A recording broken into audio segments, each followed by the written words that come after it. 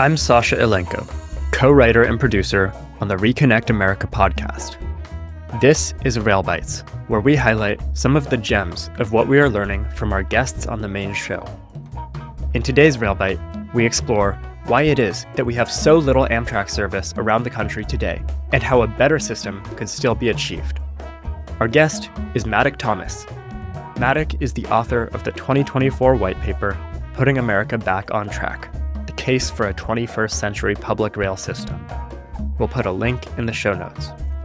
To understand what Maddock is going to say about Amtrak here, it is essential to take a quick look at how Amtrak came to be. Amtrak began operations on May 1st, 1971. It was created by the federal government to relieve the railroad companies of their historic common carrier obligation to carry passengers, an obligation we discussed in episode 2 of our main series. By 1970, half a century of public investment in highways and air travel had undermined the ability of railroads to carry passengers at a profit. So the public stepped in and bailed them out by creating Amtrak. But Amtrak was created with what you'll hear Maddock describe as a contradictory mandate. On the one hand, to maintain this essential service, which was no longer profitable, but also, at the same time, to turn a profit on it and avoid relying on subsidies from the public. To explore the ramifications this had for passenger rail service in the United States, here is Maddock Thomas. Amtrak was created as a subsidy, essentially, to the freight rail industry, which was struggling. They were losing money on passenger service. That's why they asked the government to take it over. But it was given a mandate of profitability. It was created as a federally chartered corporation with its shares owned by the federal government, but to be run as a private corporation with the goal of turning a profit and being self-supporting. And so you try to piece those two things together, that these were money-losing routes that were being taken over so that the freight corporations would be more financially viable and earn a profit themselves. And then that Amtrak itself somehow now taking over these routes was supposed to earn a profit. And in pursuit of that, we lost a lot of service. The highest loss-making services were cut first. If it were not for a lot of rural communities and their representatives fighting to keep long-distance Amtrak trains, we very well might have ended up with an Amtrak map that just is the Northeast Corridor.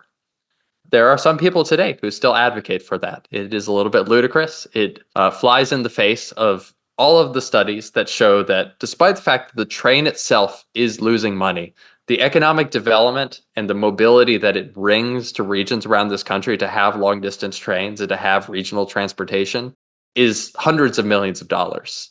That is greater than the amount that we spend on Amtrak service, and would be even better if we provided much higher quality service. And it's important even to have those options in a lot of communities that otherwise don't have public transportation.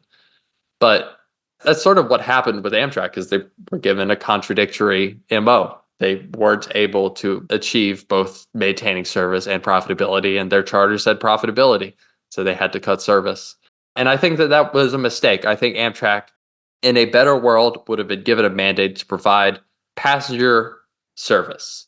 And service being its goal, it would have been given significant funds to provide that on a stable level from the federal government. Our federal budget nowadays is so large. We're talking trillions of dollars a year.